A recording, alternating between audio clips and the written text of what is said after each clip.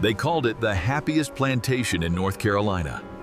From the outside, it looked like a storybook paradise. Even the slave quarters looked like cottages.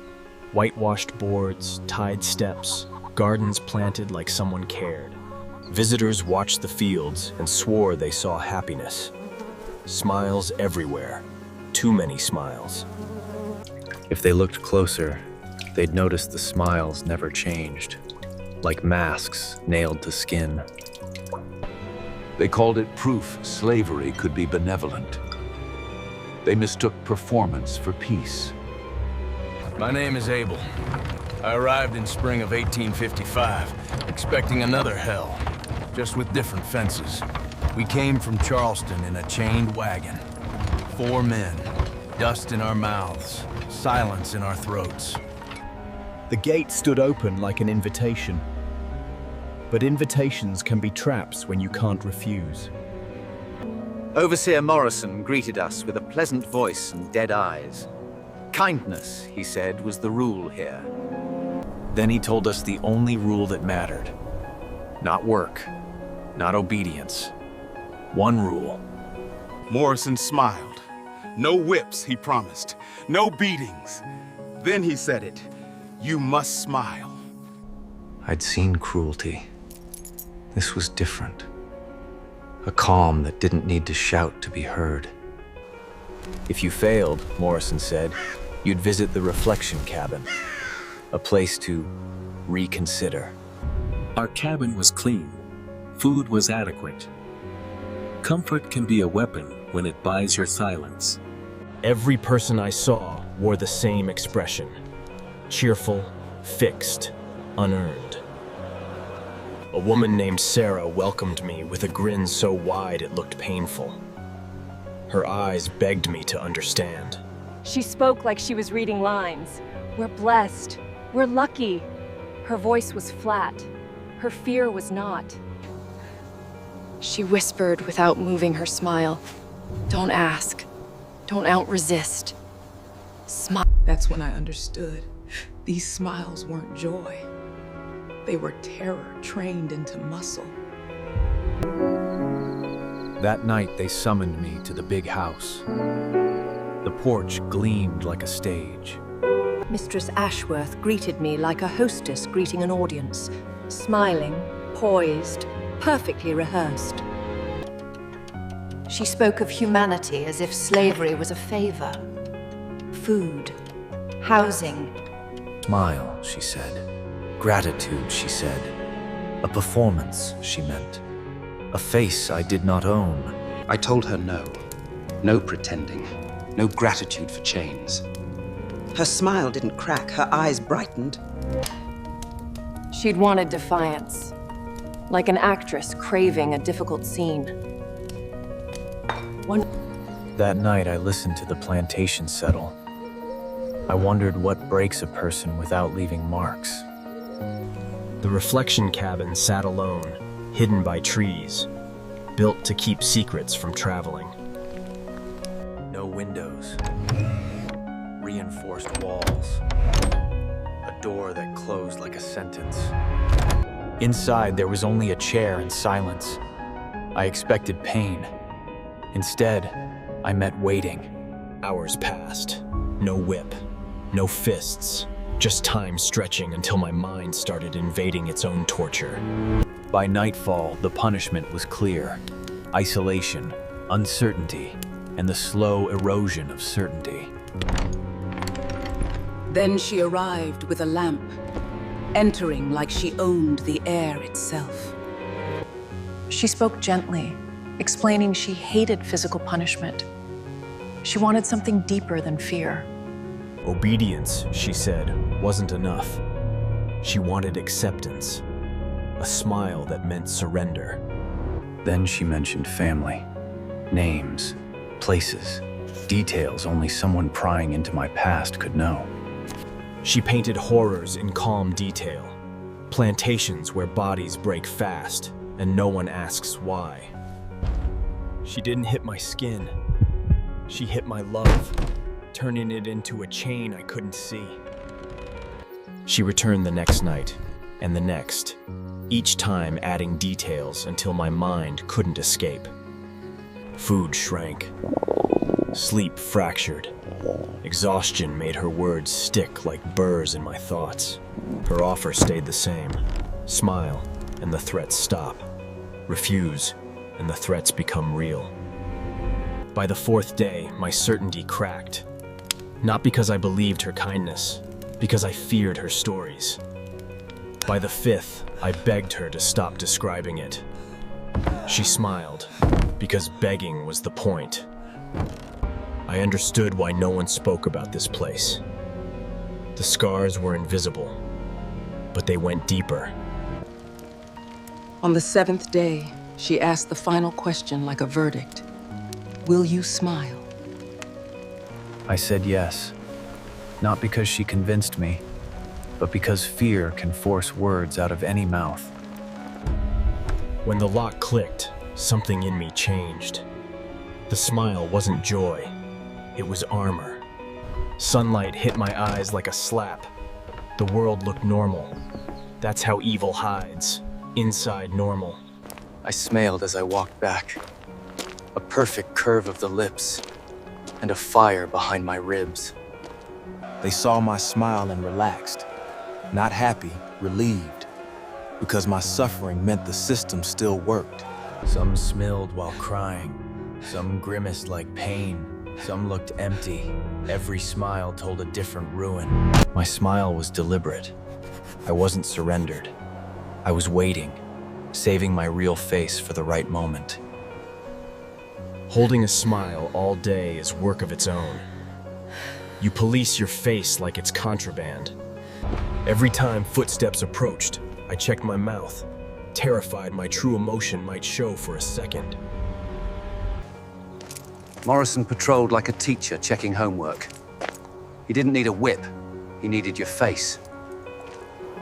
The reflection cabin didn't need guards. Its reputation guarded itself. Her power lived in secrecy. Outside eyes saw comfort, never the invisible cage she built around the mind. She was an actress. This plantation was her theater. I began studying when she liked to perform. In late July, she announced a grand party. Guests from across the South, invited to witness enlightened slavery. She demanded we smell brighter than ever. We weren't people that night, we were evidence. A room full of witnesses, that was my opening. But truth has a price, and I knew it. I rehearsed what I'd say until it felt like a blade. Sharp, simple, impossible to ignore. If I spoke, I might die. But I'd rather die with my face mine than live as her mask. They dressed the estate like a celebration. A polished lie, built to make cruelty look civilized. We practiced serving with cheerful faces, as if smiling was a uniform stitched to the skin. Sarah passed me with that same fixed grin. In her eyes, I saw a question. Are you about to do it? Saturday in early August, the guests poured in. Wealth, perfume, confidence, none of them smelled the rot. They gathered in the parlor like spectators. They came to be reassured that their world was moral. I stood with a tray, smiling on command. My jaw ached. My mind counted exits. She delivered her philosophy like a monologue. Kindness, respect. Look, my people are grateful. They nodded, as if our smiles were signatures on a contract we never agreed to. Then she made her mistake. She singled me out, called me forward to speak as her trophy.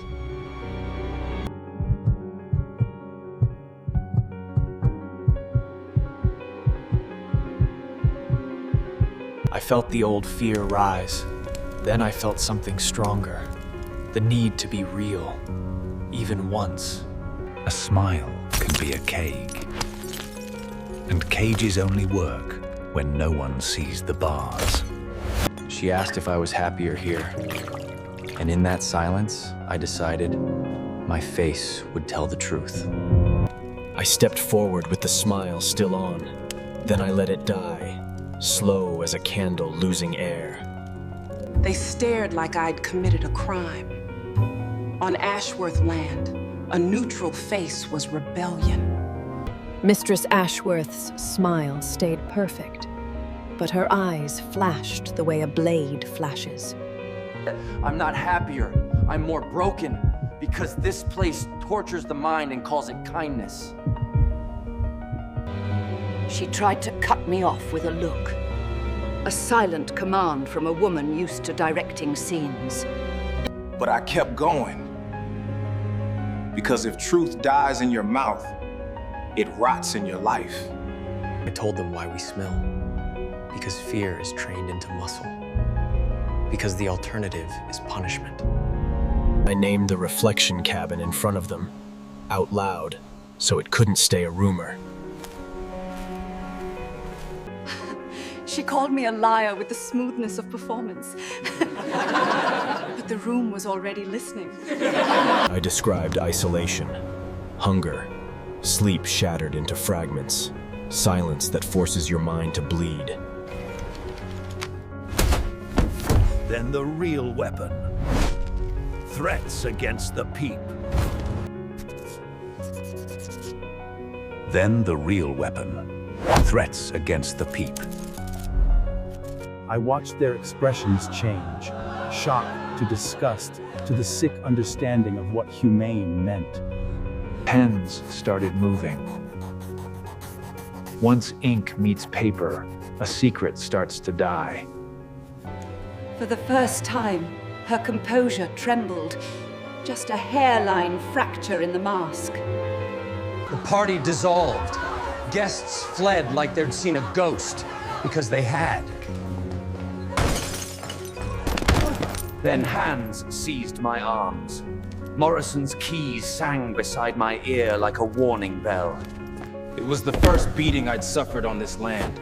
Quick, angry, meant to remind the room who owned bodies. They locked me in a storage room. Water, no food. And the old familiar companion, waiting. I expected Louisiana, cane fields, death. I expected her revenge to be thorough. On the third day, she came herself, older somehow, furious that the audience had booed her play. She said I destroyed her, not her cruelty, her reputation. That was the only injury she truly feared. She promised to sell me south, and she promised worse, punishment aimed at family, because pain travels farther that way. I'd prepared for that price. Still, hearing it out loud felt like swallowing nails. 2 days later, footsteps returned. Different, slower, careful. A man named Jonathan Webb came, an abolitionist. He spoke softly, like he didn't want fear to hear him. He said he'd investigated the threats used against me, and what he found made my stomach turn. Ruth and Thomas, my sister and nephew, were a lie. I realized I'd been tortured by fiction. Webb said she isolates us, so no one compare notes. Each person believes their threat is special and real. My words were already traveling, printed, repeated, argued over. Her secret was turning public. Webb said the plantation was changing. Smiles faltered. People tested their faces like freedom. She was desperate, ruined, shunned, bleeding money. And I was the living proof of her exposure. Then Webb said the words I'd never dared imagine. I'm buying you, and I will free you. She sold me cheap, anything to erase me. That's the truth. Even her humanity had a price tag. Webb placed manumission papers in my hands. The law finally said what my soul always knew. We passed the gate again. This time, I wasn't property. I didn't need chains to know what I'd survived. I looked back once. The big house glittered like a lie told in sunlight.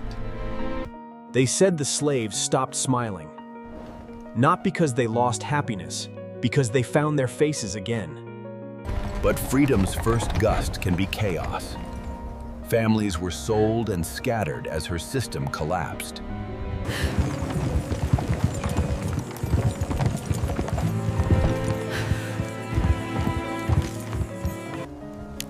Others didn't survive the transition.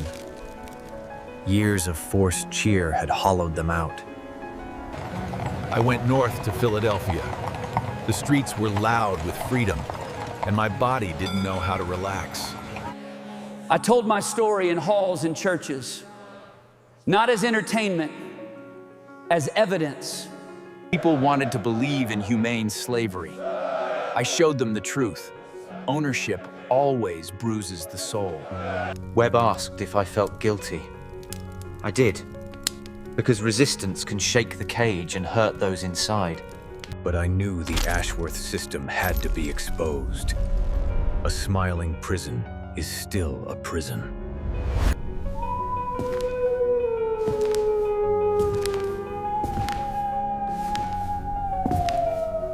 By 1858, she was gone.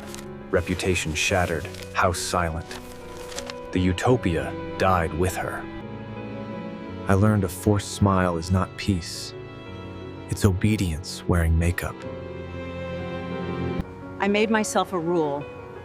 I would never smile unless I meant it. My face belonged to me. Freedom wasn't loud. It was small. Paid work, a room with a lock I controlled, sleep without dread. In 1861, the country split open. The war came like a reckoning that couldn't be postponed. I joined the Union Army, not for glory, but because I'd seen what bondage does to the human spirit. When slavery finally fell, I thought of the Ashworth smiles. Proof that I spent years speaking, because some chains are invisible, and people deny what they can't see. The myth of benevolent bondage began to die. Not from one speech, but from truth repeated until it stuck. Later, I married. I built a family where love wasn't a weapon, where it couldn't be used to control me.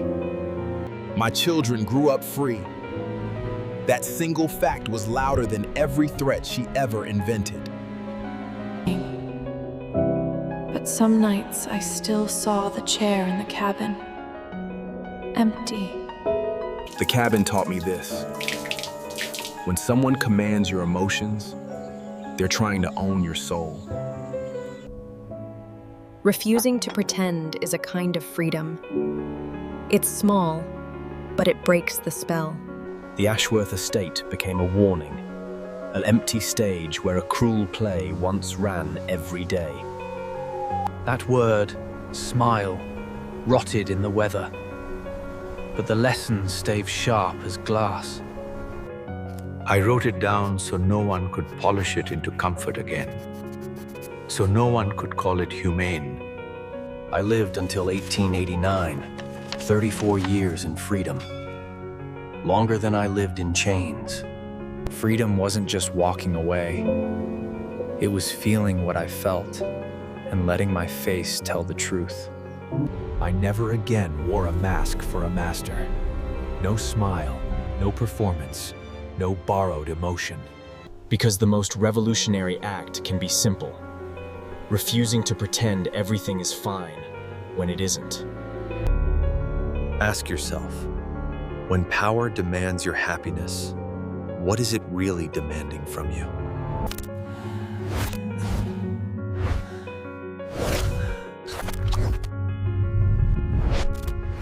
This is how cruelty hides, behind clean houses, polite words, and a smile forced into place.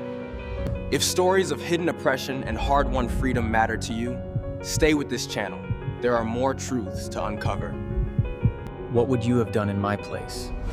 Stay safe and smile, or risk everything to speak? I learned this.